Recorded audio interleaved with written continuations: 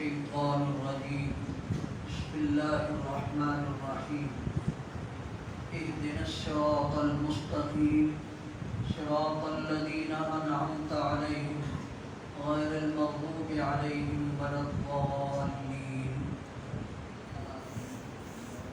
صدق الله مولانا العظيم رب اشرح لي صدري ويسر لي أمري واحلل عقدة من لساني يفقهوا قولي اللهم صل وسلم وبارك على سيدنا ومولانا محمد وعلى آله وصحبه وبارك وسلم كما تحب وترضى عدد ما تحب وترضى. پہلے چند باتیں میں تمہیدی طور پر عرض کر دیتا ہوں اور پھر اس کے بعد آپ اپنا سلسلہ سوالات شروع فرمائیں گے. اللہ رب العزت مجھے ہمت عطا فرمائے کہ میں صحیح طور پر اس کا جواب دوں اور وہ ہم سب کے لیے ایک ہدایت کا ذریعہ اور ایک بصیرت اور رہنمائی کا ذریعہ. اس بات پر اللہ کا شکر ادا کریں کہ اللہ رب العزت نے ہمیں مسلمانوں کے گھروں میں پیدا فرمایا ہے اور اہل سنت والجماعت پیدائشی طور پر ہمیں بنایا ہے. آج اتنا تعصب ہے کہ ایک آدمی اپنی آنکھوں کے ساتھ تمام دلائل اور علامات دیکھ کر بھی پھر بھی اس کو ماننے کے لیے تیار نہیں ہوتا. اتنا تعصب ہے. ایک واقعہ عرض کرتا ہوں. حضرت انور شاہ کاشمیری رحمۃ اللہ علیہ بہاولپور کی عدالت سے پیش ہوتے ہیں قادیانیوں کے مسئلے میں. قادیانیوں کا مسئلہ چل رہا تھا. ایک عورت مسلمان عورت کا نکاح ایک قادیانی سے ہوا ہے اور وہاں یہ پہلا مقدمہ تھا قادیانیوں کے خلاف جو عدالت میں گیا تھا اور اس پر بہت بڑی ایک نظر تھی لوگوں کی. اگر اس میں خدا نخواستہ مسلمان ناکام ہو جاتے ہیں تو بڑی پریشانی تھی مسلمانوں کے لیے. پھر کوئی موقع کامیابی کا ہاتھ آنے والا نہیں تھا. اس لیے اس وقت کے لوگوں نے علماء نے بڑی اس کو اہمیت دی. دارالعلوم دیوبند سے حضرت انور شاہ کاشمیری رحمۃ اللہ علیہ تشریف لاتے ہیں اور اس وقت وہ اس قدر بیمار تھے کہ شدید قسم کا ان کو بواسیر کا عارضہ تھا. لیکن مسلسل کئی گھنٹے کھڑے ہو کر انہوں نے عدالت میں بہاولپور کی عدالت میں ختم نبوت کے اوپر دلائل دیے. اس وقت آپ کے سامنے جو قادیانی مقرر تھا اور مناظر تھا اس کا نام تھا شمس اس کا نام تھا. تو حضرت نے فرمایا کہ شمس تو عالم ہے, آخر تو جانتا ہے, دلائل کو سمجھتا ہے, تجھے باقی شبہ ہے یا ضد پہ اڑا ہوا ہے؟ اس نے کہا میں واقعی مرزا قادیانی کو نبی مانتا ہوں. استغفر اللہ. اب یہ جس وقت ضد ہو جاتی ہے اور زدہ زدی ہو جاتی ہے تو پھر یہ صورت شروع ہو جاتی ہے. شمس نے یہ کہا کہ میں بالکل اس کو نبی سمجھتا ہوں. حضرت مولانا انور شاہ کشمیری رحمۃ اللہ علیہ نے فرمایا اگر میں اپنی تیری آنکھوں کے ساتھ تجھے دکھا دوں کہ مرزا قادیانی جہنم میں جل رہا ہے, داڑے مار رہا ہے, تو پھر تو کیا کرے گا؟ تو اس نے کہا میں اس کو نظر بندی سمجھوں کہ میری نظر بند کر دی گئی ہے. اب یہ آپ اندازہ لگا لیں اتنا واضح مسئلہ ختم نبوت کا جس پر قرآن پاک میں 100 آیات موجود اور حضور اکرم صلی اللہ علیہ وسلم کے فرامین سے 200 آیات احادیث موجود, لیکن ڈٹنے والا یہ کہہ رہا ہے کہ نہیں میں ہر صورت میں قادیانی کو نبی مانتا ہوں. تو حضرت انور شاہ کشمیری رحمۃ اللہ علیہ سے کسی نے پوچھا حضرت اگر وہ کہہ دیتا کہ مجھے دکھاؤ تو پھر کیا کرتے؟ تو حضرت نے عجیب جواب دیا تھا. فرمایا تھا اس وقت پگلے بیوقوف آدمی میں کوئی انور شاہ بول رہا تھا, میں تو رسول اللہ صلی اللہ علیہ وسلم کا خادم بول رہا تھا. اگر میں یہ کہہ دیتا اور یہ مطالبہ کرتے تو میں ان کو اپنی آنکھوں سے دکھا دیتا کہ واقعی وہ جہنم میں جل رہا ہے۔ تو عرض کرنے کا مقصد یہ ہے کہ جس وقت تعصب آ جاتا ہے تو پھر انسان دلائل کو چھوڑ دیتا ہے۔ اس لیے شکر ادا کرو، اللہ رب العزت نے آپ کو اور ہمیں اس مذہب پر پیدائشی طور پر پیدا کیا ہے، رکھا ہے، اللہ اسی پر ہمیں رکھے۔ ایک دوسری بات یہ عرض کرنی ہے کہ آج ہر آدمی یہ کوشش کرتا ہے کہ میں پڑھا لکھا ہوں اور جو کتاب ہاتھ میں آتی ہے اس کو پڑھنا شروع کر دیتا ہے، یا میڈیا پر جو بات بھی آتی ہے اس کو دیکھنا اور سننا شروع کر دیتا ہے۔ اب اس کا نتیجہ کیا ہوتا ہے؟ باتیں اتنی غلط ہوتی ہیں کہ آدمی اپنے ذہن سے اس میں کوئی تعبیر نہیں کر سکتا، پھر وہ شش و پنج میں پڑھ۔ اب جب کوئی کتاب پڑھے سب سے پہلے یہ تحقیق کرے کہ اس کا مصنف کون ہے اور یہ کتاب لکھنے والا کون ہے اور یہ کتاب صحیح ہے یا نہیں، کسی عالم سے تحقیق کر لیں، اس کے بعد پڑھیں۔ اسی طرح اگر آپ میڈیا پر کوئی چیز دیکھتے ہیں تو وہاں آپ کو شبہ ہوتا ہے تو آپ فوراً علماء سے رابطہ کر کے اس مسئلے کا جواب طلب کریں تاکہ آپ کا ذہن صاف ہو جائے۔ ایسا نہ ہو خدا نخواستہ وہ ذہن میں غلط بات پرورش پاتی رہے اور پرورش پاتے پاتے آپ کو وہاں تک لے جائے کہ جس سے آگے پھر جہنم کے سوا کوئی چیز نہیں۔ اللہ رب العزت ہمیں ایسی چیزوں سے بھی محفوظ ہے۔ جو اغیار کی کتاب ہوتی ہے یا ان کے بیانات ہوتے ہیں، بالکل اس کی مثال یہ ہے جیسا کہ ایک آدمی زہر کھا ہے، اس کے پاس زہر آنکھ لگی ہے، اب وہ زہر کھا لے گا تو کیا ہوگا؟ کوئی زہر کھائے گا تو کیا ہوگا؟ مر جائے گا۔ اگر اس کے پاس تریاق ہے تو پھر تو وہ بن جائے گا، ورنہ مر جائے گا۔ اسی طرح آپ حضرات اگر علم نہیں رکھتے ایک مسئلے کا اور آپ کتاب پڑھنا شروع کر دیتے ہیں، پرویز کی کتاب پڑھنا شروع کر دیتے ہیں، تو اس کا نتیجہ کیا ہوگا؟ وہ آپ کے ذہن کو بگاڑ دے گا۔ اب آپ اگر تریاق نہیں لیں گے یا آپ کو نہیں مل رہا تو اس کا نتیجہ کیا ہوگا؟ آپ کا ذہن تو خراب ہو گیا، تو اس کتاب پڑھنے کا کوئی فائدہ ہے؟ اس لیے ایسی بات ہمیشہ اپنے عقیدے، مسلک اور اپنے آپ کو بچانے کے لیے یہ ضرور اس بات کا احساس کریں۔ تیسری بات عرض کر رہا ہوں، اس وقت جو فرقے ہمارے سامنے ہیں، اللہ رب العزت ان سے ہمیں بچائے، محفوظ رکھے، بڑے خطرناک۔ دیکھیں ایک ایسا طبقہ ہے جن کے ہاں ایک مسئلہ ہے امامت کا، امامت کا مسئلہ ہے اور وہ بڑا خطرناک مسئلہ ہے۔ آپ معمولی سمجھتے ہیں وہ 12 اماموں کے پنجہ سے 12 کا ہاتھ ہو گئے، اور آپ بھی دوسرے کو کہتا ہے تیرے پیچھے 5 تنخواہ اور 12 اماموں کا ہاتھ۔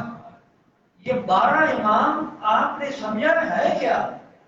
ایک تو یہ ہے کہ وہ شخصیات ان کے بارے میں یہ پکی بات اپنے ذہن میں بٹھا لیں، وہ ان کے مذہب کے نہیں تھے، وہ پکے اہل سنت والجماعت تھے، وہ پکے اہل سنت والجماعت تھے۔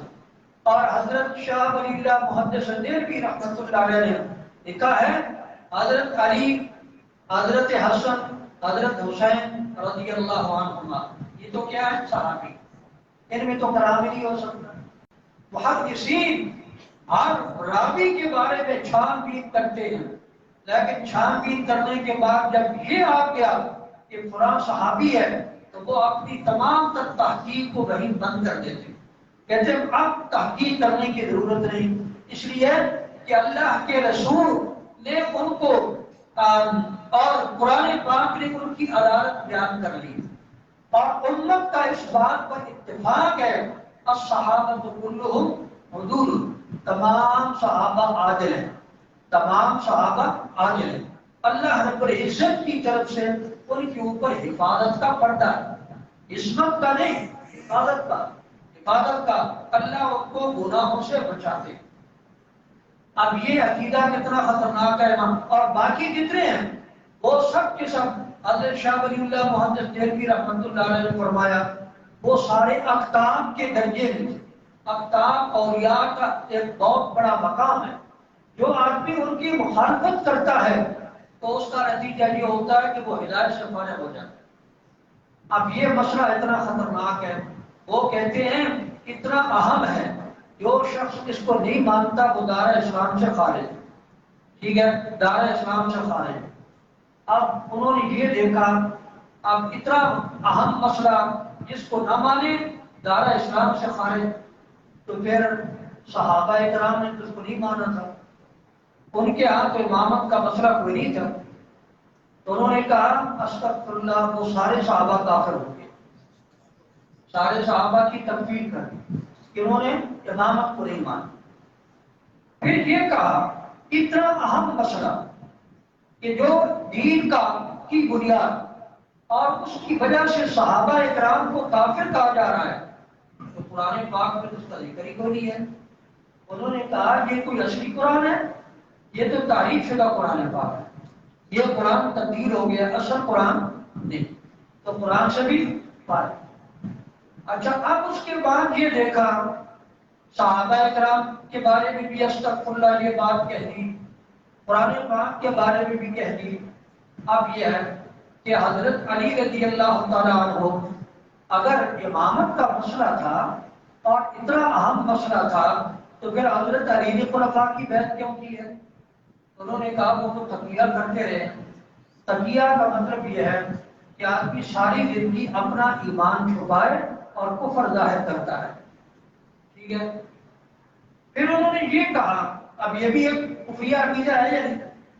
پھر یہ ہے انہوں نے پھر یہ کہا گیا کہ عجیب بات ہے، آپ کہتے ہیں صحابہ اکرام استغفر اللہ دار اسلام سے خارج ہے، تو اللہ تو ان کی تعریف کرتا ہے۔ انہوں نے کہا اللہ کو بدا ہو گیا، اللہ کو بدا ہو گیا، اللہ کی رائے بعد میں بدل گئی ہے، پہلے نہیں پتا تھا کہ یہ بات بھی کیا کریں گے، بیعت باطلہ کریں گے یا نہیں۔ جب انہوں نے کر لی اللہ رب العزت نے اپنا ارادہ تبدیل کر دیا۔ اب کیا ہے؟ اب یہ مسلمان نہیں ہے، استغفر اللہ۔ تو بدا کا عقیدہ پہلے بھی اس نے کیا ہے، یہ عقیدہ ماننا اللہ کو جاہل قرار دینا ہے، اللہ کو جاہل کہنا ہے، تو پھر یہ عقیدہ ماننا بھی کیا ہے؟ کفر ہے۔ تو یہ ساری چیزیں ایسی جمع ہیں کہ جو کفریات کا بن ہوا ہے۔ اللہ اس قسم کے عقائد سے بھی ہمیں محفوظ رکھے۔ اور آج بہت سے لوگ ایسے ہیں جو ان کے طرفدار اور ان کے وکیل بن کر ان کے مذہب کو پھیلانے کی کوشش کر رہے ہیں، ان کے مذہب کو پھیلانے کی کوشش کر رہے ہیں، ترقی دے رہے ہیں۔ ہمیشہ ہر دور میں نا کچھ نہ کچھ لوگ ایسے ہوتے ہیں، کسی کو ویسے عادت ہوتی ہے اور کوئی دوسروں کے خطرہ خور ہوتے ہیں، ان کا مال کھا رہے ہوتے ہیں اور وہ ان کی بات کرتے رہتے ہیں۔ ایک ہمارا اس علاقے کا نا پاکستان کا ایک صحافی وہ گیا حج کرنے، تو وہ پہلے بھی ارشاد الحق نام ہے جن کا غالباً جنگ میں لکھتے ہیں، تو وہ حج کرنے گئے اور حج کر کے واپس آئے تو ایک مضمون لکھا، کہا یہ ان کو عادت ہوتی ہے، بات خبت ہوتا ہے بات کو، یہ مضمون لکھا کہ بھئی اب تو اجتہاد کی ضرورت ہے، اتنا رش ہے کہ آدمی طواف زیارت نہیں کر سکتا، اس لیے اب یہ اجتہاد کر کے یوں ہمیں مسئلہ حل کرنا چاہیے کہ طواف زیارت وہ 10ویں تاریخ سے پہلے کر لیا جائے، آج سے پہلے کر لیا جائے۔ اس نے یہ مضمون لکھا اور پھر یہ کہا چنانچہ میں نے ایسا ہی کیا ہے۔ اب یہ پھر لوگوں نے گویا کہ دین کو ایک خارجی کا گھر بنایا ہوا ہے، جس طرح چاہیں مرضی کریں، تو اسی طریقہ سے کچھ لوگ دوسروں کے خزرہ خور ہوتے ہیں، وہ ان کی باتیں کرتے رہتے ہیں۔ اللہ تعالیٰ ان کی شر سے ہمیں محفوظ رکھے۔ اب آپ حضرات اپنا سلسلہ شروع فرمائیں تاکہ تھوڑا وقت ہمیں مل جائے۔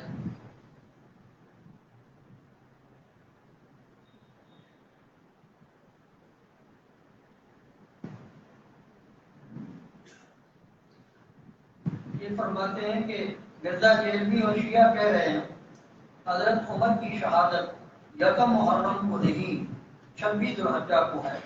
اس کے بارے میں بتا. یہ مسئلہ آج کا نہیں ہے. دیکھو حضرت فاروق اعظم رضی اللہ تعالیٰ عنہ کب گزرے ہیں؟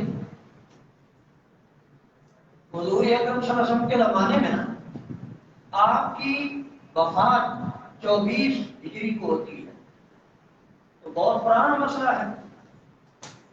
مرزا دہلوی خود کہتا ہے 40 سال سے یہ مسئلہ ہندوستان میں چلا ہوا ہے کہ وہ کہتے ہیں کہ 10 محرم کو یکم محرم کو حضرت فاروق اعظم رضی اللہ تعالیٰ عنہ کی شہادت ہے. حالانکہ یہ بات غلط ہے، وہ 26 ذوالحجہ کو ہے. پھر یہ ہے کہ اس نے یہ کہا کہ صحابہ اکرام علیہم الرضوان کی شان میں جو کتابیں لکھی گئی ہیں الاستیعاب ہے، اصابہ ہے اور اسطرغابہ ہے، یہ بڑی 3 کتابیں، اور بڑا منہ کھول کھول کر کے بتایا کہ استیعاب ابن عبد البر، اصابہ میں 8000 صحابہ اکرام آرات ہیں، اور اسطرغابہ میں. اب لوگ عام جو میڈیا پر سنتے ہیں ان کو کیا پتا ہے استیعاب میں کیا ہے، اسطرغابہ میں کیا ہے اور اصابہ میں کیا ہے. اپنی طرف سے کتابوں کے نام لے کر بہت سے لوگوں کے اوپر ایک بوجھ ڈال دیتا ہے اور بات خراب نہیں کرتا. یہ بات جس کتاب کے حوالے سے دیے نا معتبر کتابیں اسی کو دیکھ لیا جائے. استیعاب میں یہی لکھا ہے کہ 26 ذوالحجہ کو حضرت فاروق اعظم رضی اللہ تعالیٰ عنہ زخمی ہوئے اور آپ کی شہادت یکم محرم 24 ہجری کو ہوئی ہے.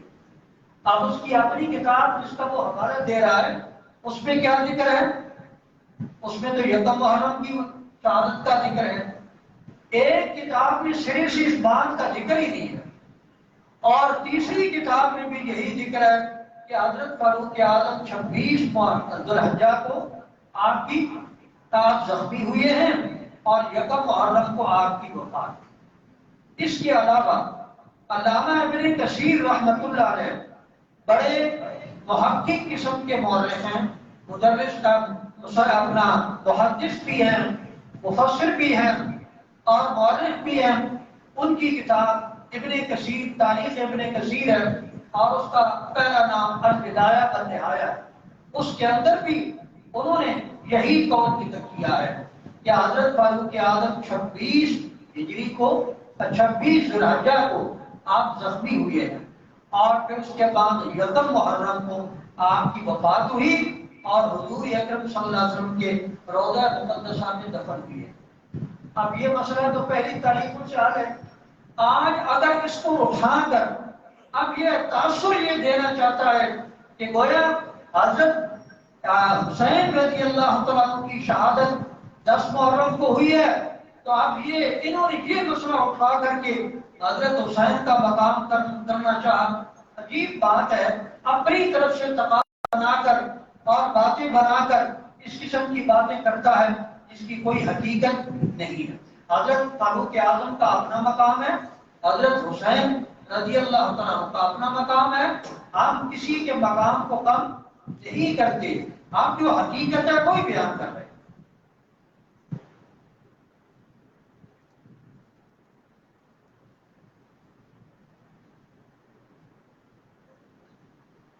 حضرت عمر اور حضرت علی کا کیا رشتہ ہے؟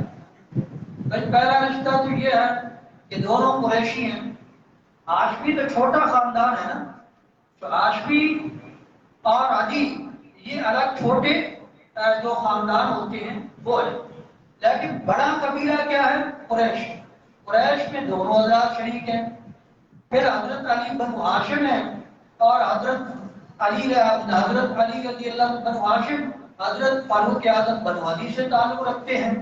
اس کے علاوہ نیا رشتہ یہ ہے کہ حضرت علی رضی اللہ تعالیٰ عنہ اور حضرت فاطمہ الزہرا کی بیٹی کا نکاح حضرت فاروق اعظم کے ساتھ ہوا ہے.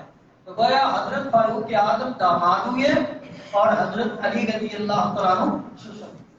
اب یہ کتنا بڑا مقام ہے معمولی مقام نہیں، بہت بڑا مقام ہے، اور اس وجہ سے یہ رشتہ کیا تاکہ میرا خاندان نبوت کے ساتھ رشتہ قائم رہے، اس لیے آپ نے یہ رشتہ کیا، اور الحمدللہ اسی پر حضرت فاروق اعظم رضی اللہ تعالیٰ عنہ کی وفات ہے۔ لیکن کچھ لوگوں کو یہ ہضم نہ ہو سکا۔ اب دیکھو کافی کے اندر یہ الفاظ ہیں، اول فرج حسنہ، یہ پہلی عورت ہے جو ہم سے چھینی گئی ہے، جو ہم سے چھین لی گئی ہے۔ اب آپ خود بتائیں، ایک ایسا خاندان جو عزت و احترام والا شمار کیا جاتا ہو، اس کی بیٹی کو چھین کر کے لے جائیں اور وہ ساری زندگی وزیر اور مشیر بن کر حضرت فاروق اعظم کے پاس رہے، یہ بات علی کی غیرت برداشت کرتی ہے؟ آج کا آدمی بھی کوئی برداشت نہیں کرتا، تو حضرت علی اس طرح کیسے برداشت کرتے؟ حضرت علی رضی اللہ تعالیٰ عنہ سے کسی نے پوچھا، حضرت آپ کا جو ہے اپنا زمانہ وہ تو بڑے فتنہ فساد کا ہے، لیکن پہلے خلفاء کا زمانہ تو بہت اچھا تھا۔ تو انہوں نے فرمایا ان کے مشیر ہم تھے اور ہمارے مشیر تم۔ تو انہوں نے یہ جواب دیا، تو گویا حضرت علی اپنے آپ کو کس کا وزیر اور مشیر سمجھتے تھے؟ خلفائے ثلاثہ کا۔ تو وہ ان کے وزیر اور مشیر اتنی بھی خیال نہ آیا کہ انہوں نے ہماری بیٹی کو غصب کر لیا ہے اور ان کے ہم نوازا ہم پیارا بنے رہے، تو یہ بات بالکل غلط ہے۔ حضرت حسن اور حضرت حسین کے ساتھ صحابہ اکرام کا رویہ کیسا تھا؟ یہ کوئی بات پوچھنے والی ہے بھائی؟ حضرات صحابہ اکرام علیہم الرضوان تو حضرات حسنین کو اسی طرح اسی نگاہ سے دیکھتے تھے جس نگاہ سے حضور اکرم صلی اللہ علیہ وسلم دیکھتے تھے۔ حضرت صدیق اکبر جا رہے ہیں، آپ نے دیکھا حضرت حسن پھر رہے ہیں، ان کو بچے تھے، جیسا بچہ اس کو پکڑنے کی آدمی کوشش کرتا ہے، وہ کبھی ادھر بھاگتا ہے کبھی ادھر بھاگتا ہے، تو حضرت صدیق اکبر نے فرمایا، حضرت علی بھی ساتھ تھے، فرمایا شبیہم بنبی اللہ علی، یہ تو نبی کے مشابہ ہے، علی کے مشابہ نہیں۔ حضرت فاروق اعظم رضی اللہ تعالیٰ عنہ نے ایک مرتبہ دیکھا، آپ نے حضرت حسن کو ایک کندھے پر اٹھایا ہوا ہے حضور اکرم صلی اللہ علیہ وسلم نے، دوسرے کندھے پر حضرت حسین کو، تو فرمایا نعم الراکب، کتنی اچھی سواری تمہیں ملی۔ نبی علیہ السلام نے فرمایا راکب بھی اچھے، راکب بھی بہت اچھے۔ اور حضور حضرت حسین رضی اللہ تعالیٰ عنہ کے دل میں اہل سنت والجماعت کی ایک عظمت تھی، اس لیے انہوں نے فرمایا ہم لوگ خطبہ جو کربلا میں دیا تھا اس میں یہ فرمایا کہ ہم دونوں اہل سنت والجماعت کی آنکھوں کی ٹھنڈک ہے، اگر اہل سنت ان کو شہید کرنے والے ہو تو وہ یہ کہیں گے یہ بات، اس لیے یہ بات کبھی نہیں ہو سکتی۔ تو وہ حضرات جو ہیں وہ بالکل صحابہ کرام ان کے ساتھ پورا دلی اور قلبی محبت رکھتے تھے۔ حضرت حسین کی شہادت کے بعد صحابہ کرام نے یزید کے خلاف کیا ایکشن لیا؟ یزید ایک حکومت تھی، اس کی منظم حکومت تھی، صحابہ کرام علیہم الرضوان نے جہاں تک ہو سکا، ایک تو یہ ہے کہ بعض صحابہ کرام نے اس کی زندگی میں اس کی بیعت نہیں کی، بعض نے بیعت کی ہے تو محض اس لیے تاکہ یہ فتنہ اور فساد امت میں برپا نہ ہو، ٹھیک ہے۔ اور بعض وہ تھے کہ جنہوں نے حضرت صحابہ کرام وہ حضرات تھے جنہوں نے آخر تک یزید سے الگ ایک علیحدگی اختیار کی اور اس کے ساتھ مل کر کسی قسم کا اس کے ساتھ کوئی تعاون نہ کیا، تو یہ صحابہ اکرام کا طریقہ کار تھا۔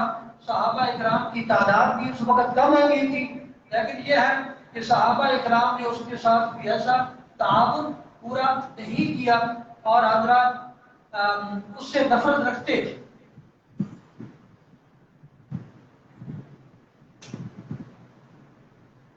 حضرت حسین، بعض لوگ کہتے ہیں کہ حضرت عثمان کے قاتلوں میں صحابہ بھی شامل ہیں، اس کے بارے میں آپ کا کیا موقف ہے؟ علیہ باللہ، ایک صحابی بھی حضرت عثمان غنی رضی اللہ تعالیٰ عنہ کے قتل میں شریک نہیں. حضور اکرم صلی اللہ علیہ وسلم کا یہ فرمان ہے کہ جو شخص حضرت عثمان کے قتل پر راضی ہے وہ تو قبر کے فتنے میں مبتلا ہو جائے گا. تو صحابہ کرام اس طرح کیسے ہو سکتے ہیں کہ وہ حضرت عثمان غنی رضی اللہ تعالیٰ عنہ کی قتل میں کوئی ساتھ دے؟ صحابہ کرام ایک تو حضرت عثمان غنی رضی اللہ تعالیٰ عنہ نے ان کو اجازت نہیں دی کہ وہ ان کے خلاف بربائیوں کے خلاف لڑیں، کیونکہ حضرت عثمان یہ چاہتے تھے میری وجہ سے کسی کلمہ گو کے اوپر تلوار نہ چلے، کسی کلمہ گو کے اوپر تلوار نہ چلے، اور مدینہ منورہ یہ خون سے رنگین نہ ہو میری وجہ سے. اس لیے انہوں نے کسی صحابی کو اجازت نہ دی. لیکن اس کے باوجود صحابہ اکرام کے جو بیٹے تھے حضرت حسن ہے، حضرت حسین ہے، عبداللہ بن زبیر ہے، یہ حضرات جو ہیں حضرت عثمان غنی رضی اللہ تعالیٰ عنہ کے دروازے پر پہرے دار تھے. اب وہ بلوائی پیچھے سے آئے اور انہوں نے حضرت عثمان غنی رضی اللہ تعالیٰ عنہ کو شہید کیا. جو سامنے سے آئے تو یہ حضرات زخمی بھی ہوئے، ان کے ساتھ مقابلہ کیا. تو اس لیے جو حضرات صحابہ کرام کے اولاد حضرت عثمان غنی رضی اللہ تعالیٰ عنہ کے حق میں لڑ رہی تھی اور ان کی حفاظت کر رہی تھی، تو کوئی صحابی ایسا نہیں کہ جو حضرت عثمان غنی رضی اللہ تعالیٰ عنہ کے قتل میں شریک ہو یا اس پر راضی ہو کسی صورت میں. حضرت علی رضی اللہ تعالیٰ عنہ کی یہ فرمایا کرتے تھے اللہ گواہ ہے کہ ہم اس بات پر راضی نہیں حضرت عثمان غنی رضی اللہ تعالیٰ عنہ کے قتل پر.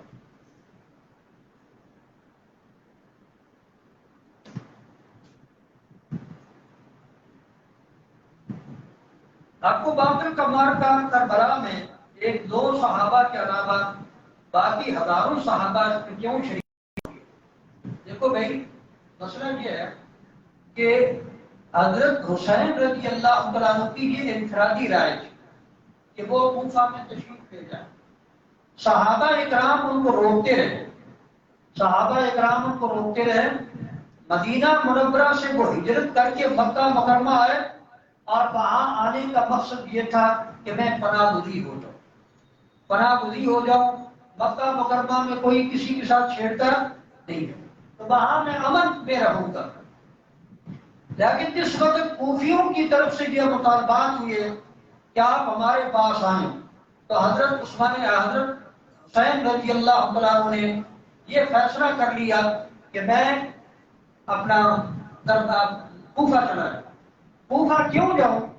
کیا وہ خلافت کے لیے جا رہے تھے یا کوئی طاقت مقصود تھی اور حکومت حاصل کرنا مقصود تھی؟ یہ بات نہیں تھی، بلکہ ان کے سامنے نبی علیہ الصلوۃ والسلام کا یہ ارشاد تھا من رأى منکم منکرا فلیغیرہ بیدہ ومن رأى منکم منکرا فلیغیرہ بلسانہ فإن لم یستطع فبلسانہ فإن لم یستطع فبقلبہ وذلک اضعف الایمان. حضرت حسین رضی اللہ تعالیٰ عنہ نے پہلے طاقت ان کے پاس نہیں تھی، آپ نے یہ ارادہ کیا کہ میں پناہ گزین ہو جاؤں مکہ مکرمہ میں. لیکن جس وقت کوفیوں نے اپنی طرف سے یہ امداد کا اور تعاون کا ایک یقین دہانی کرائی تو پھر حضرت حسین رضی اللہ عنہ نے فرمایا اب مجھے طاقت حاصل ہو گئی ہے تو میں اس فتنے کو گویا طاقت کے ساتھ ختم کر سکتا ہوں. وہ اس غرض کے ساتھ گئے تھے. اچھا، صحابہ اکرام علیہم الرضوان کوفیوں کے حالات کو سمجھتے تھے. کوفیوں نے حضرت علی رضی اللہ تعالیٰ عنہ کے ساتھ کیا کیا؟ ان کو شہید کیا. حضرت حسن کو شہید کیا. تو حضرت حسین رضی اللہ تعالیٰ عنہ کے ساتھ وہ وفا کرنے والے نہیں تھے، اس لیے صحابہ اکرام نے ان کو روکا. حضرت ابن عباس رضی اللہ تعالیٰ عنہ آئے، انہوں نے کہا کہ حسین آپ وہاں مت جائیں، کہیں ایسا نہ ہو آپ کے ساتھ باپ اور بھائی والا حشر وہ کریں. پھر بھی وہ جب ایک مرتبہ آئے، دوسری مرتبہ پھر آ کر یہ کہا آپ بالکل نہ جائیں وہاں. تیسری مرتبہ پھر آئے اور یہ کہا اگر آپ جانا چاہتے ہیں تو اپنے اہل و عیال کو ساتھ لے کر نہ جائیں، اکیلے جائیں، طرح طرح آ جائیں۔ یہ حضرت عباس ابن عباس کا یہ مشورہ تھا۔ آخر میں انہوں نے یہ کہا، اے حسین اگر میں یہ سمجھوں، یقین کر لوں کہ آپ کے گلے پڑھ کر میں آپ کو روک سکتا ہوں تو میں آپ کو ہر صورت میں روکوں۔ دیکھو صحابہ اکرام کی رائے یہ تھی کہ اس میں کوئی فائدہ نہیں ہوگا، یہ حضرت حسین کی انفرادی رائے تھی۔ جب معاملہ ایسا تھا کہ انفرادی رائے ہو تو اس میں دوسرے حضرات کا شریک ہونا کوئی ضروری نہیں، اس لیے صحابہ اکرام ان کو روکتے رہے کہ آپ وہاں مت جائیں، یہ لوگ آپ کے ساتھ یہی شک کریں گے، اور وہاں گئے تو پھر کیا موقع ہی نہ ملا، پھر فوراً ان کو شہید کر دیا گیا۔ تو صحابہ اکرام کی جو رائے تھی اس کے مطابق انہوں نے اپنی رائے پوری دی اور حضرت حسین کو روکنے کی اور اس فتنے سے بچانے کی کوشش کی۔ حدیث میں ہے کہ حضور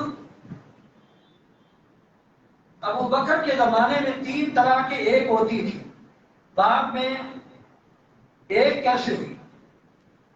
3 طرح کے ایک ہوتی تھی تو بعد میں ایک کیسے ہوئی؟ بعد میں 3 ہوئی نا، بعد میں تو 3 ہوئی ہیں، ایک نہیں ہوئی ہے۔ مسلم شریف کی روایت میں یہ آتا ہے کہ حضور اکرم صلی اللہ علیہ وسلم کے زمانے میں حضرت صدیق اکبر اور فاروق اعظم کے زمانے میں 2 سال تک 3 طلاقوں کو ایک شمار کیا جاتا تھا، لیکن اس کے بعد حضرت فاروق اعظم نے صحابہ اکرام سے مشورے کے ساتھ 3 کو 3 شمار کیا، 3 کو 3 شمار کیا۔ اب یہ روایت پیش کر کے لوگ بہت سا دھوکہ دیتے ہیں۔ اصل اس روایت کا مطلب کوئی اور ہے جو لوگوں کے سامنے پیش نہیں کرتے، اور محمد علی یہی کہتا ہے کہ بخاری بھی بعض دفعہ روایت چھپا لیتے ہیں، تو گویا یہ الزام کیا کہ بخاری بھی روایت چھپاتے ہیں۔ علامہ ابن حجر نے بات کھول دی، تو وہ بھی اسی طرح کرتا ہے، اصل بات چھپا لیتا ہے اور لوگوں کے سامنے اور بات ظاہر کرتا ہے۔ اصل بات یہ ہے کہ حضور اکرم صلی اللہ علیہ وسلم کے زمانے میں اور حضرات شیخین کے زمانے میں جو 3 طلاقوں کو ایک شمار کیا جاتا تھا وہ 2 صورتوں میں ہوتا تھا۔ ایک یہ ہے، ایک آدمی دیانتاً اپنی بیوی کو ایک طلاق دینا چاہتا ہے، دیانتاً کتنی طلاقیں دینا چاہتا ہے؟ ایک، لیکن وہ تکرار کے ساتھ ذکر کر دیتا ہے۔ طلاق دینا مقصود ایک ہے، لیکن ایک طلاق دی، اس کی تاکید کے لیے دوسرا لفظ بھی کہہ دیا اور اس کی تاکید کے لیے تیسرا لفظ بھی کہہ دیا، لیکن مقصد کیا ہے؟ ایک طلاق۔ یہ اس زمانے میں ایسی 3 طلاقیں ایک شمار کی جاتی، ایسی 3 طلاقیں ایک شمار کی جاتی، ایک صورت ہے۔ دوسری صورت یہ ہے، عورت ایسی ہے کہ جس کے ساتھ ابھی شادی نکاح ہوا ہے لیکن اس کی رخصتی نہیں ہوئی، ماں باپ کے گھر میں ہے۔ ایک آدمی اس کا خامن جو ہے وہ اس کو یوں طلاق دیتا ہے، انت طالقن، انت طالقن، انت طالقن، مثلا اپنی زبان میں کہ تجھے طلاق ہے، تجھے طلاق ہے، تجھے طلاق ہے۔ اس صورت میں ایک طلاق واقع ہو جائے گی۔ کیوں؟ اس عورت کا ابھی تعلق اپنے خامن کے ساتھ کمزور ہے، ابھی صرف نکاح ہوا ہے، ان کا ملاپ نہیں ہوا، اس لیے ان کا تعلق کمزور ہے۔ ایک طلاق دے گا، نکاح فوراً ٹوٹ جائے گا، نکاح ٹوٹ جائے گا، اور دوسرے 2 لفظ جو ہیں وہ اس وقت کہیں جب اس کا نکاح ٹوٹ چکا ہے، اس لیے دوسری 2 طلاقیں واقع نہ ہوگی۔ تو اس صورت میں کتنی طلاقیں واقع ہوں گی؟ ایک۔ ان 2 صورتوں میں ایک طلاق واقع ہوگی۔ حضرت فاروق اعظم رضی اللہ تعالیٰ عنہ نے فرمایا، آپ صلی اللہ علیہ وسلم کے زمانے میں تو دیانتداری بڑی تھی، حضرت صدیق اکبر کے زمانے میں بھی تقویٰ و طہارت کا مقام بہت اونچا تھا، شروع میں آپ کے زمانے میں بھی بہت، اب لوگ بڑھ رہے ہیں اور لوگ نئے مسلمان ہو رہے ہیں، اب تقویٰ و طہارت کا وہ مقام نہیں ہے جو اس وقت تھا اور بعد میں اور کم ہو جائے گا، یہ ہو سکتا ہے کہ ایک آدمی اپنی بیوی کو دے تو 3 طلاق کے، اور بعد میں یہ کہتا ہے کہ نہیں نہیں میں نے 1 طلاق دی تھی، دوسرے تاکید کہے تھے لفظ، اس لیے اب یہ دیانتداری باقی نہیں رہی۔ تو حضرت فاروق اعظم نے فرمایا اب کے بعد جو آدمی 3 لفظ بولے گا ہم 3 طلاقیں ہی شمار کریں گے، ہم 3 طلاقیں ہی شمار کریں گے۔ اصل اس کا مطلب تو یہ ہے۔ اب یہ انہوں لوگوں نے کیا کیا، جو آدمی پکے طور پر اپنی بیوی کو 3 طلاقیں دینا چاہتا ہے، نہیں وہ بھی ایک ہی ہے، یہ مسئلہ بالکل غلط ہے اور صحابہ اکرام کے اجماع اور اتفاق کے خلاف ہے۔ حضرت فاروق اعظم رضی اللہ عنہ کے زمانے میں اس بات پر اتفاق اور اجماع ہوا ہے کہ 3 طلاقیں 3 ہی شمار ہو۔ اور آپ شاید یہ کتاب آپ نے نہ دیکھی ہو، سعودی حکومت نے اس مسئلہ پر 6 ماہ تک 5 قسم کے علماء کو بٹھایا، حنفی، شافعی، حنبلی، مالکی اور غیر مقلدین، ان 5 طبقوں کو بٹھا کر انہوں نے تحقیق کی ہے، اور تحقیق کیا کرنے کے بعد 6 ماہ کے بعد جو فیصلہ دیا ہے وہ فیصلہ یہ ہے کہ جو شخص اپنی بیوی کو 3 طلاقیں دیتا ہے، خواہ 1 لفظ کے ساتھ یا 3 لفظوں کے ساتھ، وہ 3 ہی شمار ہوں گی، 1 شمار نہیں ہوگی۔ اب دیکھو پیسے تو حرمین شریفین کے اچھے ہیں اور وہاں کا پیسہ خوب کھایا بھی، اور مسئلہ ان کا نہ دے، یہ بالکل واضح طور پر یہاں ہمارے پاس وہ اشارہ موجود ہے، اور احسن الفتاوی جو مولانا رشید احمد لدھیانوی رحمۃ اللہ علیہ کا فتاوی ہے، اس میں پوری وہ کتاب لگی ہوئی ہے، اور آخر میں جو ان کا فیصلہ ہے وہ بالکل واضح موجود ہے کہ 3 طلاقیں 3 شمار ہوں گی، خواہ 1 لفظ کے ساتھ ہوں یا 3 الگ الگ الفاظ کے ساتھ دی جائے۔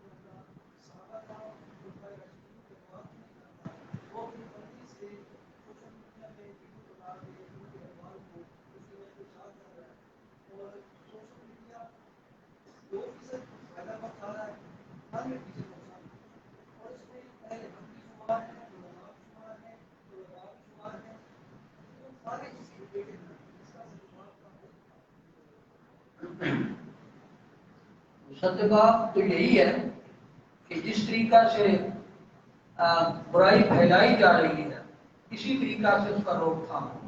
مطلب یہ ہے کہ سوشل میڈیا کے اوپر اس وقت جو پروپیگنڈے اور غلط مسائل بیان کیے جا رہے ہیں تو ان کا توڑ اسی طریقہ سے ہو، اور الحمدللہ علماء کر بھی رہے ہیں، علماء کر رہے ہیں۔ صرف یہ ہے کہ ہم لوگ کوشش کریں نا، ہم لوگ کوشش کریں کہ کوشش کر کے ان حضرات کے بیانات کو سنیں گے تو انشاءاللہ ان کی تشفی اور تسلی ہو جائے گی۔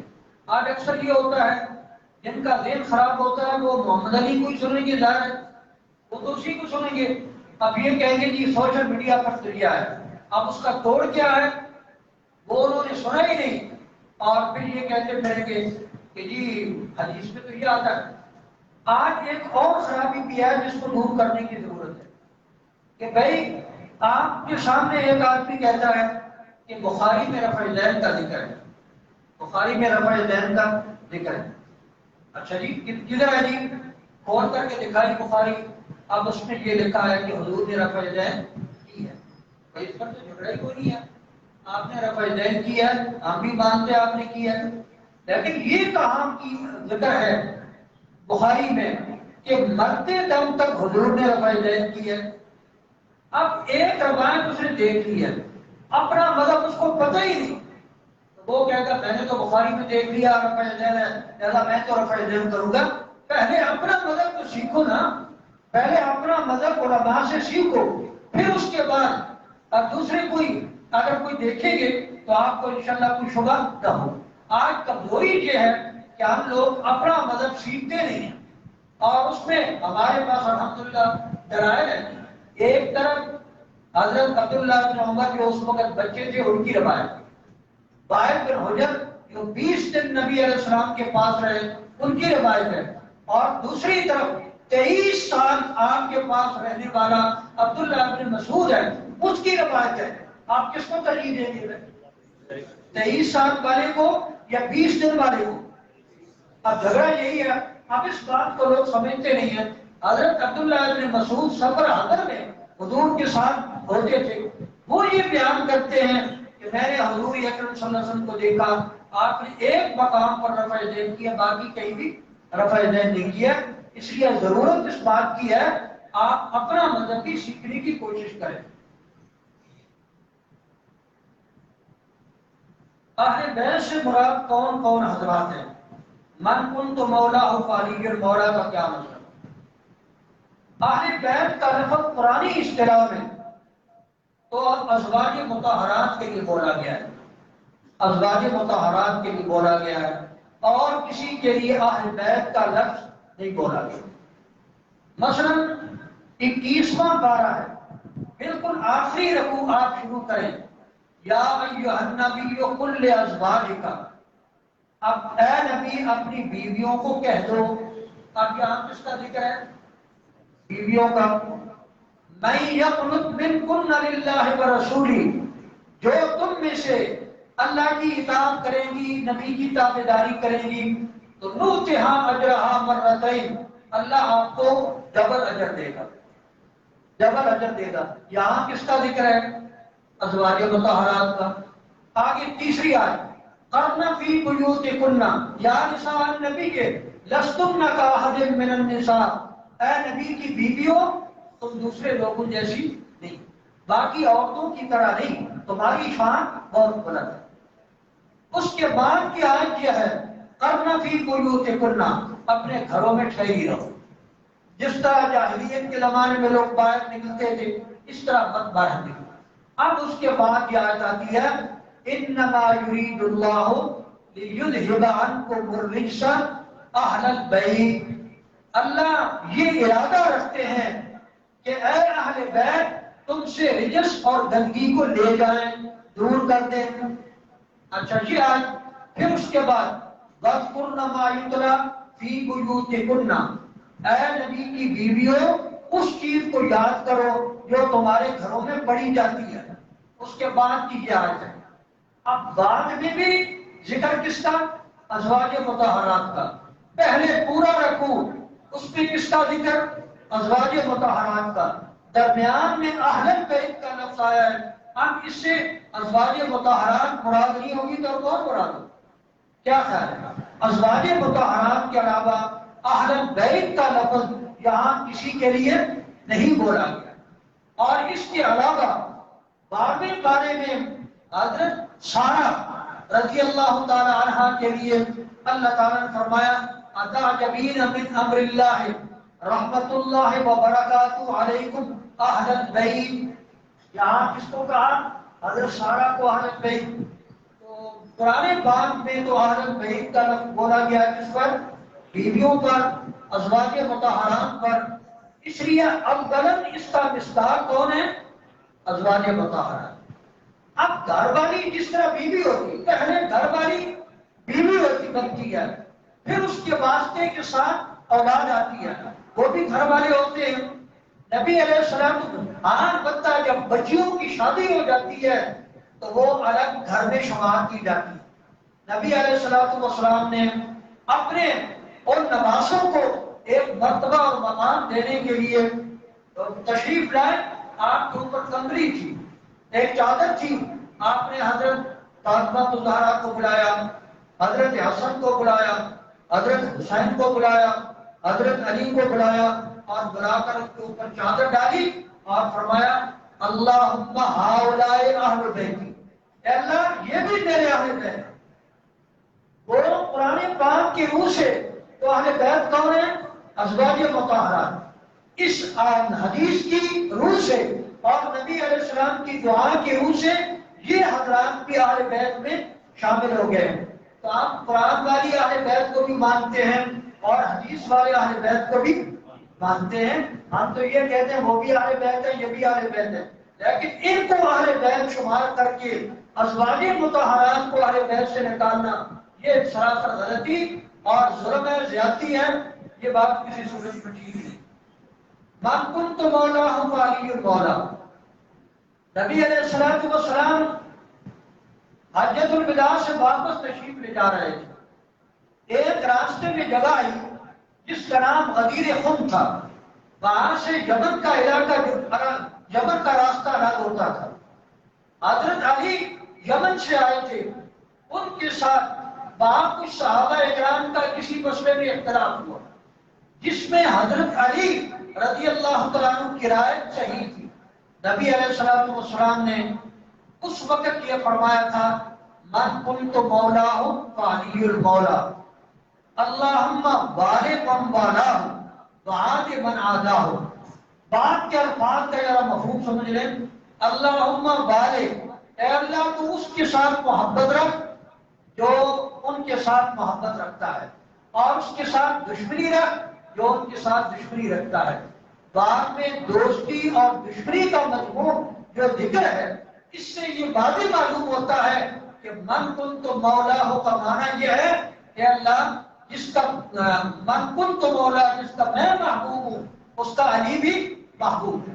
وہاں تو محبت والا معنی ہے، اس اور خلیفہ والا معنی یا اور کوئی ایسا معنی یہ بالکل غلط ہے، یہ درست نہیں ہے۔ وہاں بعد میں دوستی اور دشمنی یہ اس بات کا قرینہ ہے کہ مولا سے مراد یہاں کیا ہے؟ محبوب۔ اور وہ آپ صلی اللہ علیہ وسلم لوگوں کے ذہنوں میں جو اشکالات تھے ان کو ختم کرنا چاہتے تھے، اس لیے یہ فرمایا ہے۔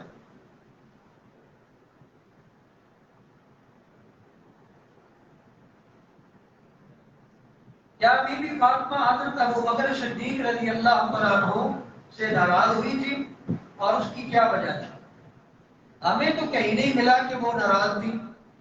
آپ خود ایک دیانتاً بتائیں، آپ ایک مسئلے میں غلطی پہ ہیں، آپ کو ایک عالم قرآن کی آیت یا حدیث پاک سنا کر آپ کی اصلاح کرتا ہے تو آپ اس کا شکریہ ادا کریں گے یا ناراض ہوں گے؟ شکریہ ادا کریں گے۔ حضرت فاطمہ الزہرا رضی اللہ تعالی عنہ صحابیہ ہے، یہ تو نہیں ہے عالم الغیب تو نہیں ہے۔ یہ تو ہو سکتا ہے کہ کوئی مسئلہ ان کے علم میں نہ ہو، کوئی مسئلہ ان کے علم میں نہ ہو۔ اب یہ مسئلہ ان کے علم میں نہیں تھا کہ نبی کی وراثت نہیں ہوتی۔ انہوں نے یہ سوال کیا تو حضرت صدیق اکبر نے فرمایا کہ میں نبی کے فرمان سے مجبور ہوں۔ آپ نے یہ فرمایا کہ نحن معاشر الانبیاء لا نورث، ہم انبیاء کی جماعت کسی کو وارث نہیں بناتے، جو چھوڑتے ہیں صدقہ ہو جاتا ہے۔ یہ حضرت صدیق اکبر نے فرمایا۔ اب یہ حدیث سنائی، اس کے علاوہ کوئی بات اور نہیں کی۔ اب یہ حدیث رسول اور فرمان رسول سن کر حضرت فاطمہ الزہرا کو ناراض ہونا چاہیے یا شکریہ ادا کرنا چاہیے؟ تو یہ ناراضگی والی بات ہی غلط ہے۔ اس لیے اس کے بعد حضرت فاطمہ الزہرا سے مطالبہ کرنا ثابت نہیں ہے۔ انہوں نے سمجھ لیا کہ یہ ایک فرمان رسول موجود ہے، اس لیے اب مطالبہ کرنا میرا درست نہیں ہے۔ کچھ لوگ یہ کہتے ہیں کہ جی ابوبکر صدیق نے اکیلے اپنی روایت پیش کر کے فاطمہ الزہرا کا حق جو ہے وہ چھین لیا ہے، یہ روایت اور کسی نے نہیں سنی۔ تو بخاری شریف میں کئی افراد کا ذکر ہے، حضرت عباس، حضرت علی، حضرت عثمان، حضرت عمر اور حضرت عبد الرحمن بن عوف، ان تمام حضرات کا ذکر ہے کہ یہ حضرات اس بات کے گواہی دے رہے تھے کہ آپ نے یہ روایت حضور سے سنی ہے۔ پھر حضرت فاروق اعظم نے حضرت علی رضی اللہ تعالیٰ عنہ سے پوچھا، حضرت عباس سے پوچھا، آپ بتائیں حضور نے یہ فرمایا یا نہیں؟ انہوں نے اس بات کا اقرار کیا ہے کہ باقی اللہ کے نبی نے یہ بات فرمائی ہے کہ نبی کی وراثت نہیں ہوتی۔ اب جب یہ سب حضرات گواہی دیتے ہیں تو پھر صدیق اکبر کا کیا قصور؟ ٹھیک ہے، اس لیے یہ بات بالکل غلط ہے کہ حضرت فاطمہ کو زہرا ناراض۔ باقی کچھ لوگ جو کتابوں کے پڑھنے کے عادی ہوتے ہیں تو وہ کتاب پڑھ لیتے ہیں، لیکن اس کا کتاب کا پڑھنا اور ہے، سمجھنا اور ہے۔ بخاری کی روایت میں یہ الفاظ کچھ آتے ہیں، فغضبت فاطمہ، حضرت فاطمہ زہرا غضبناک ہوئی۔ اب یوں لگتا ہے کہ یہ بات حضرت عائشہ صدیقہ رضی اللہ تعالیٰ عنہ بیان کر رہی ہیں، حالانکہ یہ بات ٹھیک نہیں۔ یہ امام زہری کا تاثر ہے، امام زہری کا تاثر ہے۔ بعض روایات میں یہ الفاظ آتے ہیں، قال فغضبت فاطمہ، زہری نے یہ کہا کہ حضرت فاطمہ زہرا غضبناک ہوئی۔ پھر علماء نے اس پہ کلام کی ہے، غضبت کا لفظ یہ بھی اصل میں روایت بالمعنی ہے۔ اصل بات یہ ہے کہ فوجدت یہ الفاظ آتے ہیں حدیث پاک میں، جس کا معنی حضرت فاطمہ زہرا غمگین ہو گئی کہ میں نے بے مطالبہ کیا۔ اب بعض راویوں نے اس کو غضبت کے ساتھ تعبیر کر لیا ہے، ورنہ کسی مرفوع روایت میں کسی صحابی نے یہ بات بیان نہیں کی کہ حضرت فاطمہ زہرا غضبناک ہوئی ہیں۔ کہنے والے تو یہاں تک کہتے ہیں اتنے ناراض ہوئی کہ وہ مرتے دم تک ان کے ساتھ کلام نہیں کی۔ آپ یہ بات مانیں گے کہ حضرت فاطمہ زہرا کتنا عرصہ بیمار رہی ہیں؟ 6 ماہ تک، حضور اکرم صلی اللہ علیہ وسلم کے بعد 6 ماہ تک آپ کی خدمت کرنے والی اور آپ کے بچوں کی پرورش کرنے والی جو عورت تھی اس کا نام اسماء بنت عمیس تھا، اور اسماء بنت عمیس صدیق اکبر کی بیوی تھی، خلیفہ رسول کی بیوی۔ وہ خدمت کر رہی ہے فاطمہ زہرا کی۔ اگر فاطمہ زہرا صدیق اکبر سے ناراض ہوتی تو ان کی بیوی سے خدمت لیتی نہیں۔ پھر یہ جب ان کی وفات ہوتی ہے تو آپ کو غسل دینے والی حضرت اسماء بنت عمیس ہے، کفنانے والی حضرت اسماء بنت عمیس ہے۔ یہ ساری باتیں، اب جھگڑا آگے چل گیا کہ نہیں جی ابو بکر کو مت بتانا، بغیر بتائے اور جنازہ پڑھ کر کے دفن کرا دیا۔ حالانکہ ان کی اپنی کتابوں میں یہ لکھا ہے کہ جب حضرت صدیق اکبر آئے تو حضرت علی نے فرمایا تقدم یا خلیفۃ رسول اللہ، آگے بڑھیں اور آپ حضرت فاطمہ زہرا کا جنازہ پڑھائیں۔ تو حضرت صدیق اکبر نے جنازہ حضرت فاطمہ زہرا کا پڑھایا۔ تو ناراضگی والی باتیں تو بالکل ہی غلط ہے۔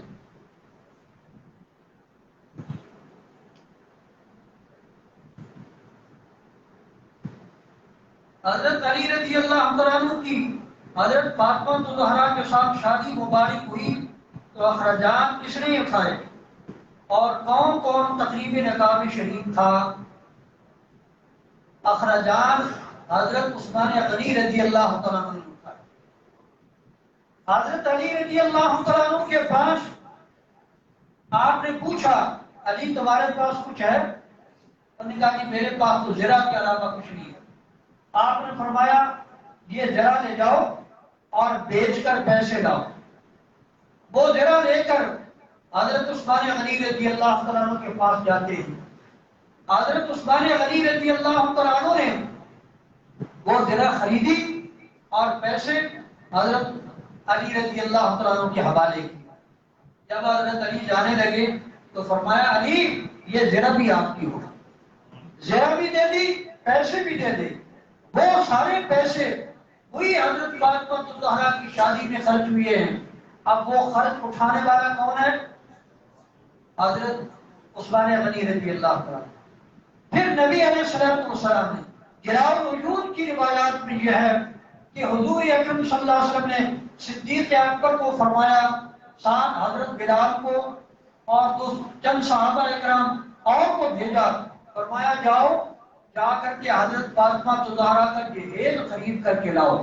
لیکن یہ پابند کیا باقی صحابہ اکرام کو جو چیز خریدیں صدیق اکبر کو دکھا لو، اگر وہ پسند کریں تو وہ خرید لینا۔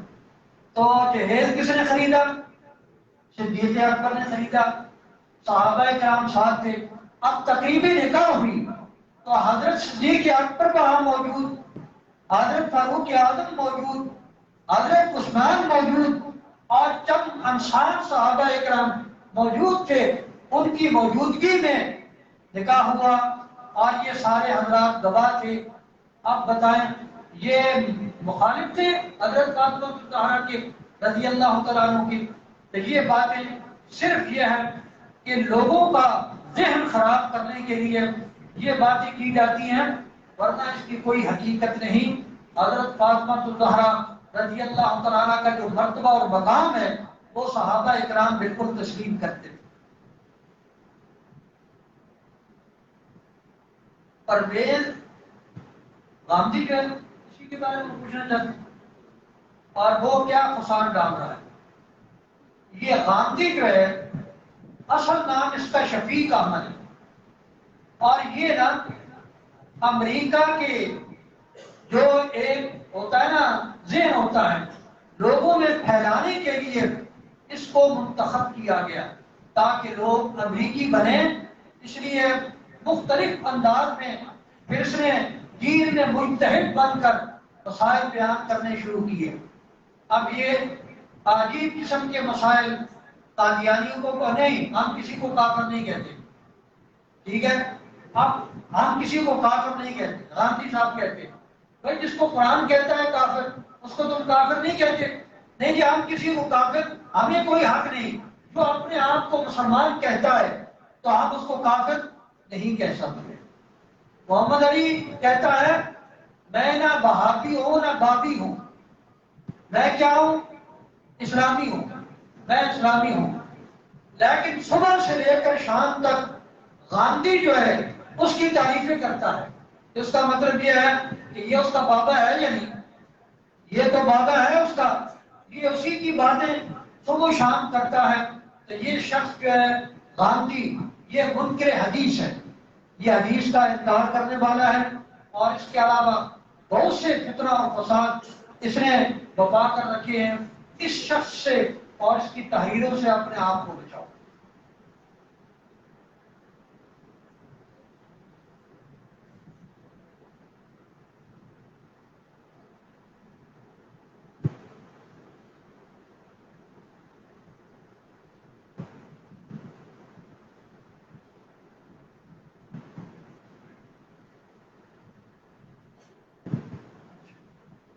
یہ ایک سوال کر رہے ہیں، کچھ لوگ سوال کرتے ہیں کہ آپ صلی اللہ علیہ وسلم کا آخری شب کے صدر، شب جو ہے قاف موٹے کے ساتھ ہے، شب صدر قاف کے چھوٹا ہوتا ہے، اس کا معنی اور ہوتا ہے۔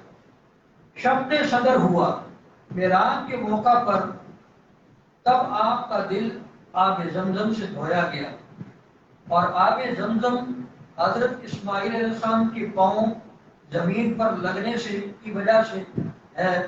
تو قاعدہ یہ ہے کہ افسر کو کم کر کے اوپر رکھا جاتا ہے، اور جو اس سے معلوم ہوا کہ حضرت اسماعیل علیہ السلام کا مرتبہ حضرت محمد صلی اللہ علیہ وسلم سے افضل ہے، وضاحت کریں۔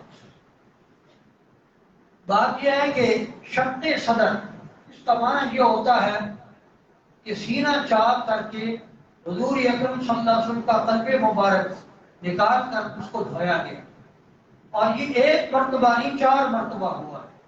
آپ بچپن میں حضرت حلیمہ کے پاس تھے، 10 برس کی عمر میں نبوت سے پہلے، اور معراج کے وقت یہ شق صدر ہوا ہے۔ اب اس میں شق صدر جو معراج کے وقت ہوا ہے وہ دھویا گیا زمزم کے ساتھ، زمزم کے ساتھ۔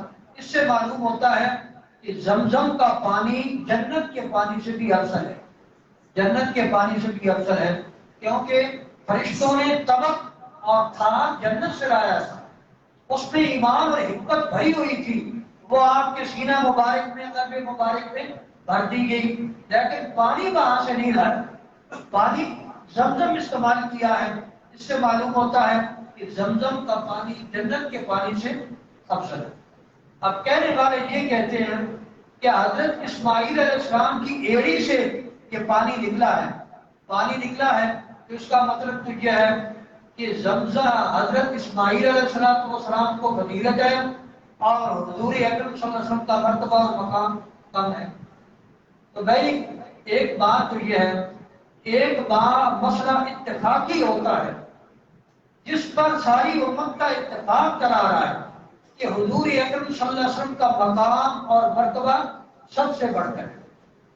لیکن اگر اس قسم کی فضیلتوں کی باتیں آپ تلاش کریں تو بہت سے انبیاء علیہ السلام میں آپ کو ملے گی جو ایک خاص بات اس نبی میں پائی جاتی ہے، اس کے ساتھ جو کلی فضیلت ہے وہ متاثر نہیں ہوتی. آپ کا مرتبہ اور مقام جو بڑا ہے وہ اگر کسی نبی میں کوئی خاص فضیلت پائی جاتی ہے تو اس کے ساتھ وہ متاثر نہیں ہوتا. مثلا نبی علیہ السلام نے خود بیان فرمایا کہ جس وقت قیامت کے دن دوبارہ سور پھونکا جائے گا، سب لوگ اٹھیں گے تو میں دیکھوں گا کہ حضرت موسیٰ علیہ السلام عرش کے پائے کو پکڑ کر کھڑے ہوں گے، عرش کے پائے کو پکڑ کر کھڑے ہوں گے. تو اب فرمایا مجھے یہ پتہ نہیں ہے کہ ان پر بے ہوشی ہوئی نہیں ہے یا اب افاقہ قبلی یا مجھ سے پہلے ہوش آ گیا ہے. اب بظاہر تو حضرت موسیٰ علیہ السلام کی یہ فضیلت لگتی ہے کہ وہ پہلے ہوش میں آ گئے، حضور اکرم صلی اللہ علیہ وسلم بعد میں ہوش میں آئے، تو بظاہر فضیلت رکھتی ہے. لیکن امت نے اس بات کو تسلیم کیا ہے کہ دلائل کے لحاظ سے کلی طور پر فضیلت کس کو ہے؟ حضرت نبی علیہ السلام کو ہے. اگر کوئی خاص چیز کسی میں پائی جاتی ہے تو اس کے ساتھ فضیلت کلی متاثر نہیں ہوتی، فضیلت پھر بھی انہی کو ہوگی. ٹھیک ہے، اس لیے حضرت اسماعیل علیہ السلام، اب نام یہ بھی کہتے ہیں حضرت عیسیٰ علیہ السلام اوپر ہیں، حضور نیچے ہیں، اس کا مطلب یہ اوپر والا افضل ہوتا ہے. تو شاہ عبدالعزیز رحمۃ اللہ علیہ سے کسی نے پوچھا تھا کہ حضرت عیسیٰ علیہ السلام کہاں ہیں؟ تو اس وقت حضرت عیسیٰ علیہ السلام کہاں ہیں؟ آسمان پر، وہاں زندہ موجود ہیں اور قرب قیامت میں تشریف لائیں گے. حضرت شاہ صاحب سید اللہ شاہ بخاری رحمۃ اللہ علیہ فرمایا کرتے تھے، تمہیں نیند آ رہی ہے، وہ فرمایا کرتے تھے قادیانیوں کو بڑی پریشانی ہے کہ جی حضرت عیسیٰ علیہ السلام آسمان پر زندہ ہیں تو وہ پیشاب کہاں کرتے ہیں؟ ٹھیک ہے، اب یہ فکر ان کو لگی ہوئی ہے. شاہ صاحب رحمۃ اللہ علیہ نے فرمایا پہلے تو کوئی فکر تھا، اب تو کوئی بات نہیں ہے، اب تو گٹر بن گیا ہے مرزا کی قبر، اب تو فکر کرنے کی ضرورت نہیں ہے. اب یہ تو پتہ نہیں ہے کہ جو آسمان میں ہوتے ہیں ان کو پیشاب پخانے کی ضرورت نہیں ہے.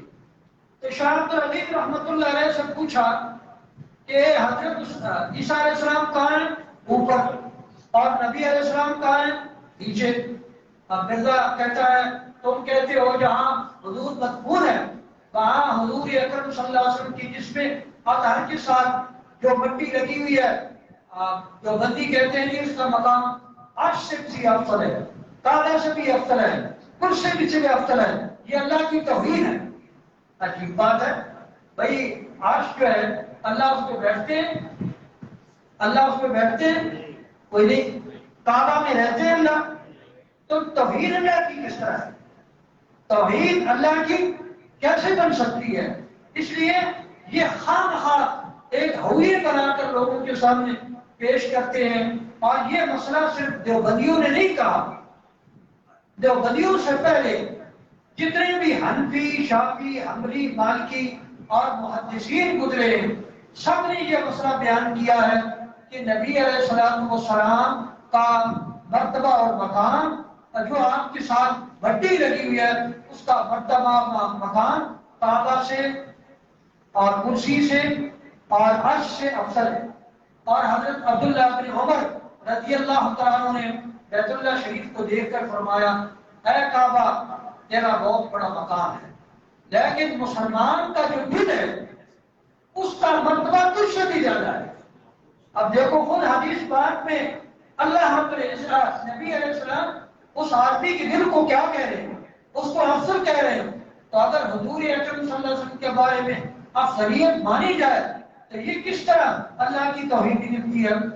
دوبارہ تو اس نے یہ سوال کیا تو حضرت شاہ عبد العزیز رحمۃ اللہ علیہ نے فرمایا یہ تمہارا جو قاعدہ ہے نا کہ جو اوپر والا ہوتا ہے وہ افضل ہوتا ہے، بتاؤ سمندر میں جہاز ہوتی ہے یا نہیں؟ اوپر جہاز اور موتی کہاں ہوتے ہیں؟ نیچے. تو موتی افضل ہوتے ہیں یا جہاز افضل ہوتی ہے؟ اس لیے ہمیشہ یہ ضابطہ بنا لینا جو اوپر والی چیز ہے وہ افضل ہے، نیچے والی کمزور ہے، تو یہ بات غلط ہے. نبی علیہ السلام والسلام تو اتنے افضلیت والے ہیں، ان کے جسم کے ساتھ جو مٹی لگتی ہے وہ بھی اوپر والوں سے افضل ہو گئی ہے، تو آپ ان کے مرتبے اور مقام کو کیسے کم کیا جا سکتا ہے؟ اللہ رب العزت ہم سب کو عقائد اہل سنت والجماعت کے ساتھ متفق رہنے کی اور اسی پر رہنے کی توفیق عطا فرمائے. اور کوئی بات باقی؟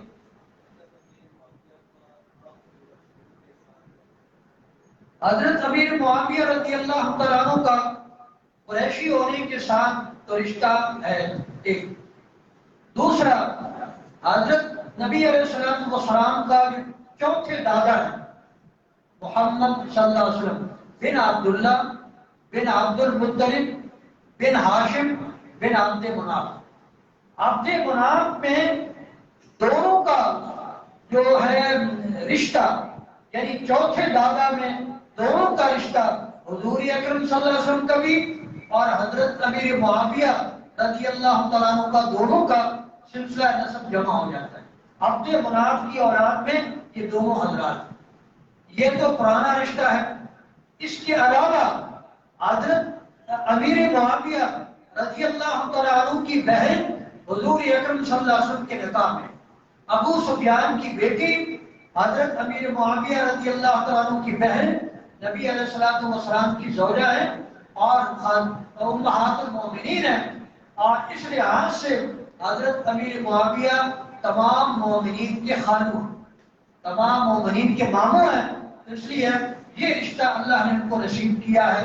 اور پھر یہ ہے کہ مسلمان ہونے کے بعد کاتب وحی ہونے کا مقام ان کو حاصل، کاتب وحی ہونے کا، حضور کے خطوط لکھنا اور وحی کی کتابت، یہ ان کے ہاں اللہ نے ان کو یہ مرتبہ مقام دیا. محرم الحرام میں سیاہ لباس پہننا یا سیاہی مائل لباس پہننا ناجائز. علماء نے صاف لکھا ہے کہ ان دنوں میں کالا لباس پہننا یہ ان لوگوں کے ساتھ، غلط لوگوں کے ساتھ مشابہت کی وجہ سے ناجائز، اس سے بچا جائے. حضرت علی رضی اللہ تعالیٰ عنہ سیاہ لباس کو جہنمیوں کا لباس کہتے ہیں اور حضرت امام جعفر صادق فرعونیوں کا لباس کہتے ہیں. اب آپ کی مرضی ہے فرعونیوں والا لباس پہنے، جہنمیوں والا لباس پہنے. حضرت علی اور حضرت امام جعفر صادق تو یہ فرما رہے ہیں. عورتیں بھی اسی طریقہ سے پابند ہیں جس طرح مرد، کیونکہ ان کی عورتیں پہنتی ہیں نا کالا لباس، اس لیے ہماری عورتوں کو پرہیز کرنا چاہیے.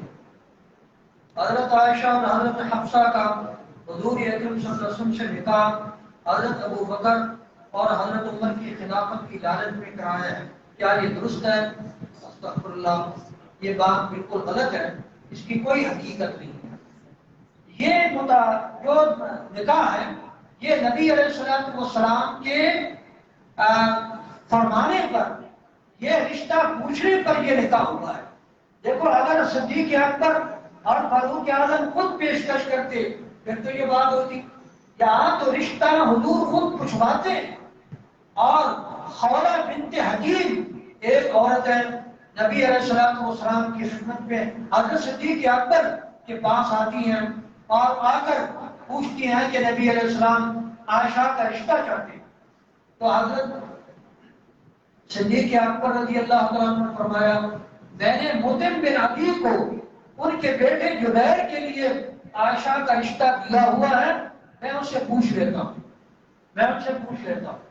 چنانچہ حضرت صدیق اکبر ان کے پاس گئے، ان سے پوچھا تو علی بن مطعم نے یہ کہا کہ میں تو اپنے بیٹے کا نکاح آپ کی بچی کے ساتھ نہیں کروں گا، میرا بیٹا بھی صافی ہو جائے گا، میرا بیٹا بھی بگڑ جائے گا، وہ تو تمہارے مذہب پر آ جائے گا، صافی بن جائے گا، اس لیے میں یہ رشتہ نہیں لیتا.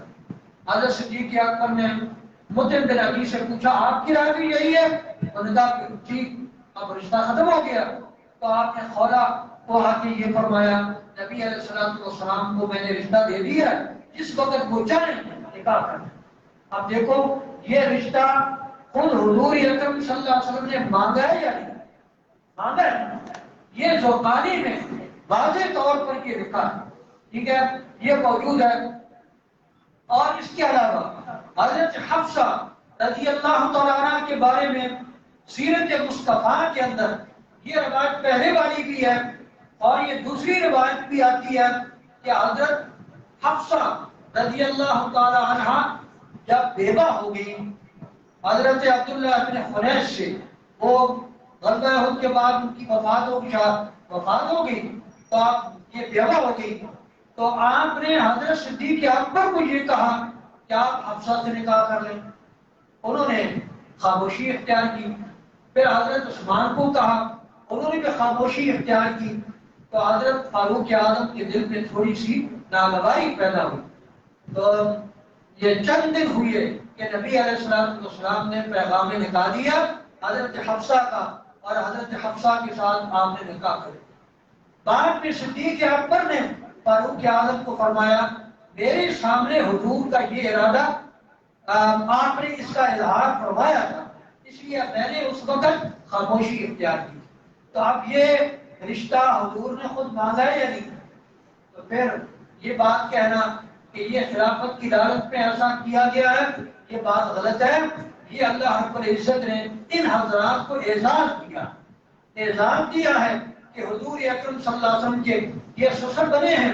اور اللہ رب العزت نے یہ بھی حدیث پاک میں مسند بزار کی روایت میں ہے نبی علیہ الصلوۃ والسلام نے فرمایا کہ مجھے یہ اللہ کا حکم ہے کہ میں جس عورت کے ساتھ شادی کروں یا جس اپنی بیٹی کسی کو نکاح کر کے دوں تو یہ بغیر اللہ کے امر کے میں نہیں کرتا. کیا اللہ کا امر ایسے لوگوں کے بارے میں ہوا جو استغفر اللہ دنیا پر جن کی نظر تھی؟ تو یہ بات بالکل غلط ہے. صحیحین کی روایت میں یہ آتا ہے کہ حضرت ام المومنین عائشہ صدیقہ کے بارے میں آپ نے یہ فرمایا کہ عائشہ تو جنت میں بھی میری بیوی ہو. تو آپ اس سے بڑھ کر اور ان حضرات کا کیا اپنا مرتبہ پوچھتے ہیں. اللہ رب العزت ہمیں ان کی اتباع اور تابعداری.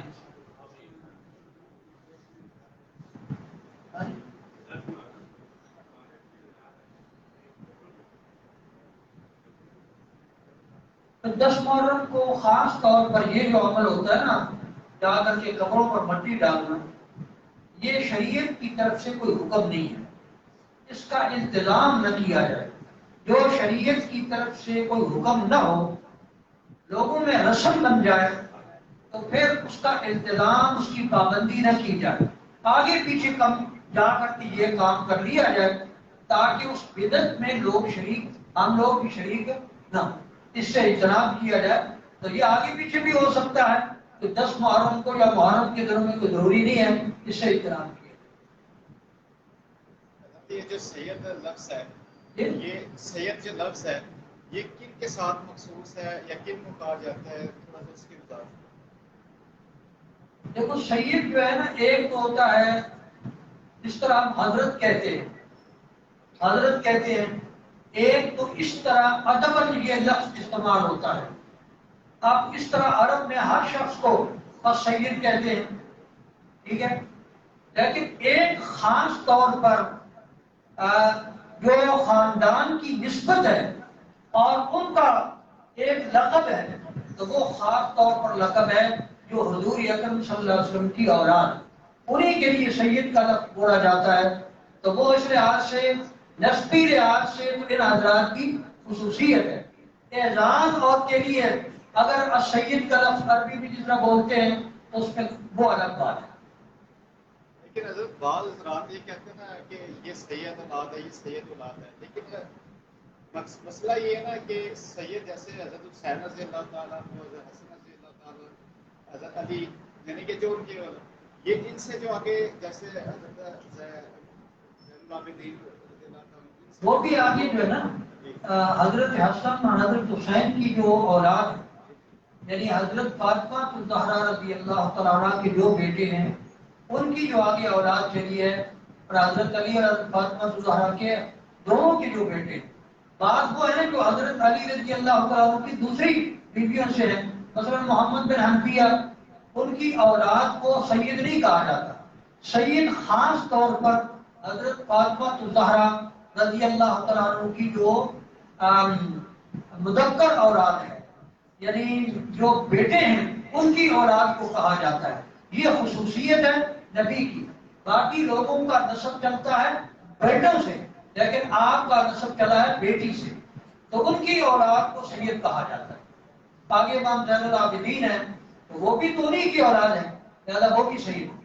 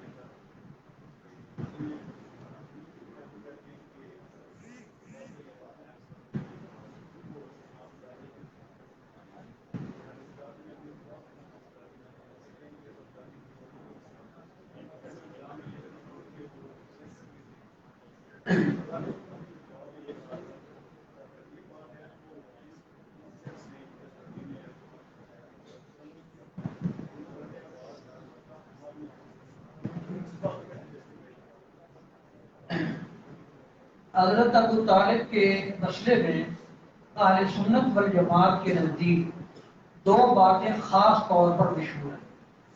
ایک یہ ہے کہ ان کا عقیدہ کیا ہے، اور دوسرا یہ ہے کہ نسبی طور پر ان کا احترام کرنا، کیونکہ انہوں نے نبی علیہ الصلوۃ والسلام کی بڑی خدمت کی۔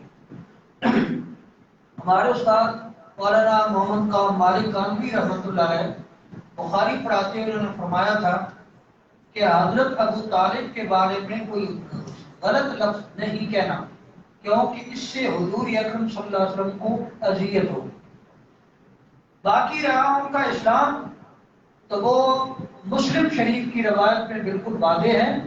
مسلم شریف میں یہ آتا ہے کہ نبی علیہ الصلوۃ والسلام ان کے پاس تشریف لائے، وہ ان کا آخری وقت تھا، آخری وقت تھا، تو آپ نے فرمایا چچا آپ کلمہ میرے کان میں پڑھ لیں تو میں قیامت کے دن اللہ رب العزت کے ہاں گواہی دوں گا۔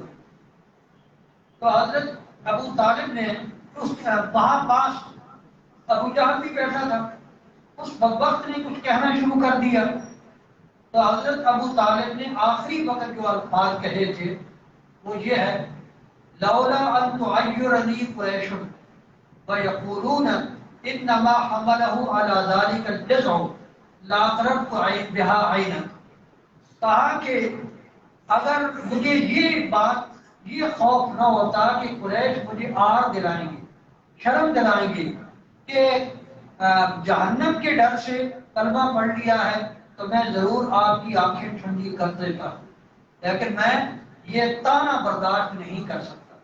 اتنے میں حضرت ابو طالب کی وفات ہے، تو کلمہ انہوں نے نہیں پڑھا، کلمہ تو نہیں پڑھا۔ اور قرآن پاک کی یہ آیت انک لا تہدی من احببت، آپ جس کو چاہیں ہدایت دیں ایسا نہیں ہو سکتا، ٹھیک ہے، ولکن اللہ یہدی من یشاء، ہدایت اللہ دیتے، اللہ کے علاوہ کوئی ہدایت دینے والا نہیں۔ اس لیے حضرت ابو طالب کے بارے میں یہ بات تو پکی ہے کہ انہوں نے کلمہ نہیں پڑھا تھا، لیکن چونکہ حضور اکرم صلی اللہ علیہ وسلم کی خدمت کی ہے اس لیے کوئی غلط لفظ ان کے بارے میں کہنا یہ شرم اپنا مناسب نہیں ہے، اس سے حضور اکرم صلی اللہ علیہ وسلم کو اذیت ہوتی۔ باقی رہا حضرت سعد بن ابی وقاص کا بیٹا اور صحابہ اکرام کی اولاد میں سے اگر کوئی ایسی بات کرتا ہے تو بھائی جو صحابی نہیں ہے ہم اس کی صفائی نہیں ہے، ہم صحابہ اکرام کا مرتبہ اور مقام بیان کرتے ہیں، صحابہ کے علاوہ جو ہیں ان پہ تنقید ہو سکتی ہے، ان پہ آپ کی تحقیق کر سکتا ہے۔